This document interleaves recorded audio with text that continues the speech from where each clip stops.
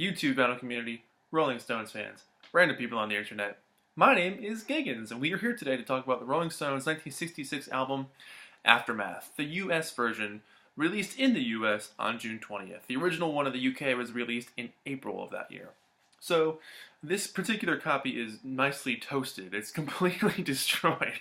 Again, in my quest for finding Rolling Stones albums from the 60s, they're always completely beat up.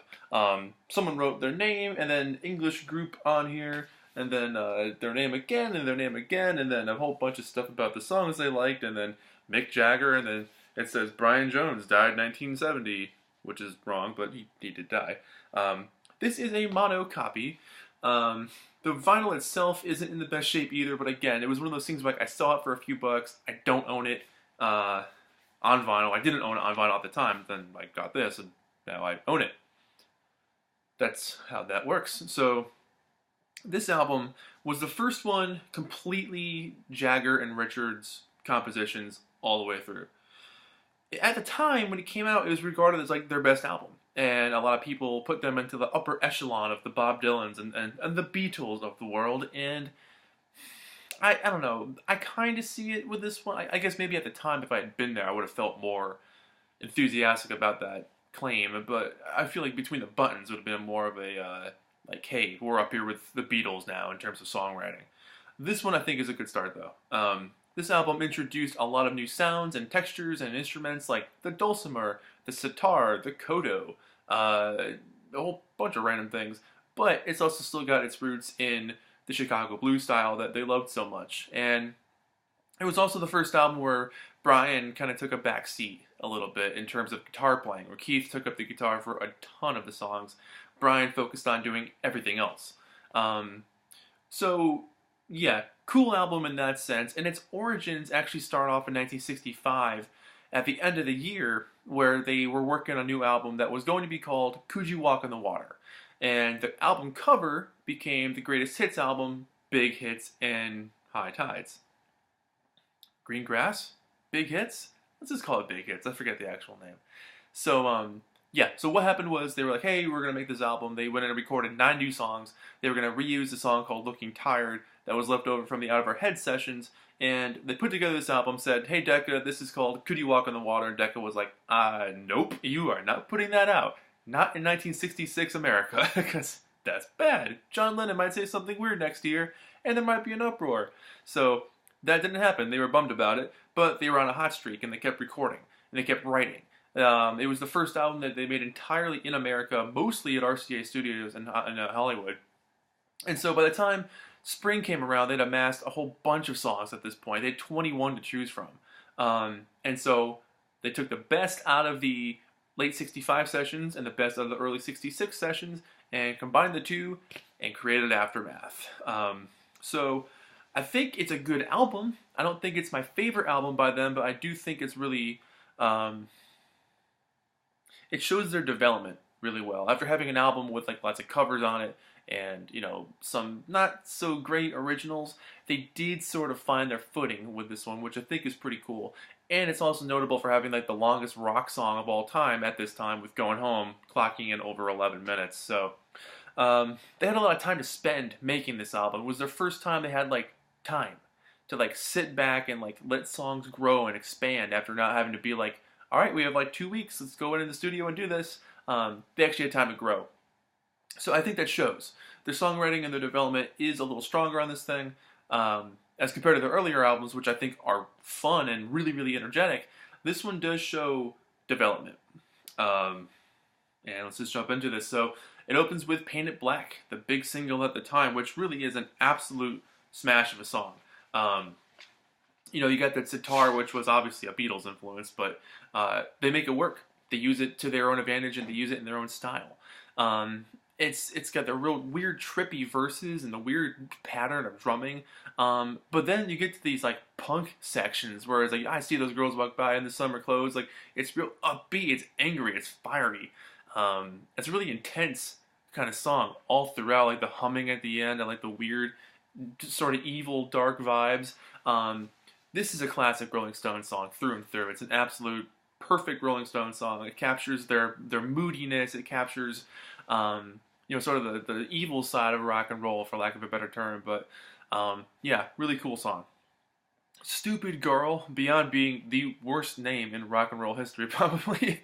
um, it's a slightly like elementary-ish song for me. It's really not one of my favorites, and for me, when I hear this song, I see it as them saying like, "Look at that stupid girl." I was like, I'm head over heels in love with this girl, and they're playing it off like kids in the playground. Oh, look at this stupid girl. Meanwhile, they're like, "Oh my god, I love this person." That's how I've always perceived this song. I really hope it's not in completely poor taste beyond the title, but I don't know. The clean guitars on it are cool. It's catchy. There's definitely a swing to it, like a blues swing, which I like a lot. But not really my favorite song. Lady Jane. Every video I've done about the Rolling Stones lately has talked about Lady Jane. Do I need to talk about it again? Well, if this is your first time watching this video, Lady Jane is a song that's on like 4 of their albums at this point, and people just, for some reason, used to love this song. I've gotten a little bit bored of it, to be honest. I think it's fine. It's a nice little folksy outing. Nice guitars and, mixed voice is kind of tender and sweet, and that's nice. And that's all I want to say about Lady Jane ever again. The next track on here, Under My Thumb, was also a big song. It was a single in America. I don't know if it was in England. It may have been, because it actually was on Aftermath in England.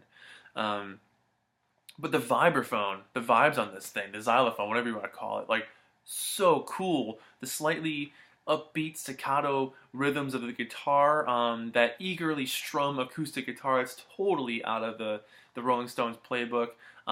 Mick's vocals are just on fire. Like, he's just full of like energy on this thing. The way he like growls and races through this thing. His vocal inflections near the it's alright, like all that kind of stuff. It's like they're just in the zone. There's a mood, there's a vibe on this song that I think really accents Paint It Black really well and shows that if they really put their heads down, they could write an absolutely amazing piece of music. There's been a lot said about the content lyrically about this song, whether it's like anti-woman or if it's against femininity or something. I'm not really sure how I feel about the song lyrically, but musically it's pretty cool. I'd like to hear your thoughts on that one. Don't You Bother Me, really cool slide guitar on this thing. I like that cool sort of Delta blues vibe that they're going for on this one. I love the harmonica. It gets really rock and roll at times. I think it's one of their best like original blues songs. I'd call it like one of their own blues. What's going on with my shirt collar here today? It's sort of a lot of neck going on. Yeah, really not a bad song. And then Think, I think is a fun song. Really fuzzy guitar all over this song. I like the bright solo. Kind of an infectious, upbeat song. I think it shows the Stones as a group kind of gelling together really well at the same time with a common goal, and it just sounds like a nice cohesive song. They spent some decent time putting together and worked out really well. Side 2 starts with a song called Flight 505, and I like the echoey piano, like the ballroom style piano. It sounds like Satisfaction. It's almost like an ode to the Satisfaction riff, and I guess it's about falling in love with an airline attendant or something, but really piano-driven track. I really think the tone of the guitars are really cool. I think Mick and Keith singing the chorus together was fun. It kind of reminds me of, oh, that's the next song. I'm thinking of High and Dry. High and Dry, I think, reminds me of, is it Braun, YR, Stomp? I never know how to say that thing. That Led Zeppelin song. It reminds me of that. It's got that, like the, stomping your foot and playing the acoustic guitar kind of feel. Super like Americana vibe, lots of harmonica. The guitar picking is really cool, and I love like the happy vibe. It's just like a feel good kind of time song. It's just an upbeat kind of track. It's not easy. I really like it's the line where it's like it's not easy living in your own head. Living on your own, it's hard, or whatever it is. I like the stops and the starts. Song about growing up. There's a line that's like running like a cat in a thunderstorm. So there's some cool lyrical imagery they play with on this one, which I think is kind of fun. I Am Waiting, Way-Yay-Yating. Great use of tom-toms on this one. I think Charlie really shows off his dynamics as a drummer on this one a little bit more. It's not a bad song. I kind of like the minor to major chorus changes with the melody. Yeah, maybe not one of my favorites, but pretty cool. And then Going Home, this is an interesting track. It's over 11 minutes long, and apparently there's breaks in the song where I guess Keith at one point threw his jacket at Charlie Watts, and he kept playing, and there's like different breaks here and there. I guess the guys were looking at each other and looking at the control room, and no one's telling them to stop, so they just keep playing and playing and playing, until they eventually, I guess, they passed out and just started laughing because they were exhausted. Um, I've read a lot of different things about this song where it's just like, oh, it's just a common blues song, just goes on forever, or people are like, it's just rambly boringness, or it's about missing someone you really, really love and knowing that you can't see them right now, but you're gonna go home eventually, and they're trying to capture that feel of like this never-ending feeling that you can't just shake off until you finally get to see that person again, and that's why the song is so long. They're really trying to capture that spirit. If that's what they were going for, cool. I can dig that. Um, and yeah, that's kind of the album. That's the whole thing. I mean, it's a shorter album than the UK counterpart. And a lot of the songs on here actually ended up on Flowers and Between the Buttons, or all over the place. This is a red London label, which I think is kind of cool. The original inner sleeve, I'm sure, has been lost to the sands of time because this copy is just completely destroyed. But I remember when I bought it because I remember the guy at the counter who was a, you know what, this isn't going in. The guy at the counter who I was really good buddies with, I brought it up and he was like, "You sure you want to buy that? Like, it's literally got writing all over it. It's just everywhere." And I'm like, "Yeah, I do, because it's got history. It's got a story. Someone owned this. This was a part of their life, and they lived and breathed this cardboard and this record, and they were so into it, they checked off which songs they loved, and they wrote about the people in the band, and they wrote their own name because they took it to school one day or something." So for me, this makes everything real. I mean, I do love original pressings that are perfect shape. That's great, perfect. But I also really, really love this, because this makes everything come alive. Somebody loved this thing. They loved this album. So Jimmy out there, I have your record, man. And it's in good shape. It's in good hands. So yeah, I kind of dig that. I like the cover a lot. I think the UK Aftermath cover is really cool too, but there's something about this one, they're kind of like melting a little bit. It's fun. I dig that a lot. So yeah, I'd probably give this album like a 6 out of 10. It's not my favorite. The Rolling Stones are a band where I think once they got beyond the whole R&B blues thing, which I love, don't get me wrong, once they figured out how to write their own songs and find their own style of the music, their own style of blues, their own style of dirty rock, that's when they found themselves. Especially once you get to Beggar's Banquet, Let It Bleed, Exile, Sticky Fingers, like, those albums are so classic Stones. But that said, I love this era, that 65 through 67 era of the Stones, where they're like at their like commercial top of the pops peak.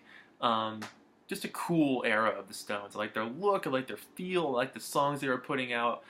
Their singles at this time are absolutely fantastic. So yeah, I'd probably give this thing a 6. It's not bad. It's not the worst thing they've ever done. But it's not my favorite. I'd probably pick Between the Buttons or something if I wanted to play some more Stones of this time. I do like that Painted Black is on it. I think that's a great song. So that's the whole thing. This has been Album Reviews with me, Giggens, and with these guys, the Rolling Stones. Ladies and gentlemen, the Rolling Stones. Aftermath, the US version. I don't know if I want to compare it to the UK version. It was easy to do with Between the Buttons. That one, for me, the US version was great simply because of having those two really strong singles on it, Ruby Tuesday and Spend the Night Together. That made the album a whole different experience for me. I think I probably do like this one more because Painted Black is on it. I'm a sucker for having the big song on it. It makes the album a little more fun. There's something to look forward to, I guess. But that's just my opinion. So I do like the American Rubber Soul better than the British one. I've said that multiple times. I'm going to say that to the day I die. Anyways, this has been Aftermath. This has been Giggens. This has been the Rolling Stones. This has been an album review that you watched.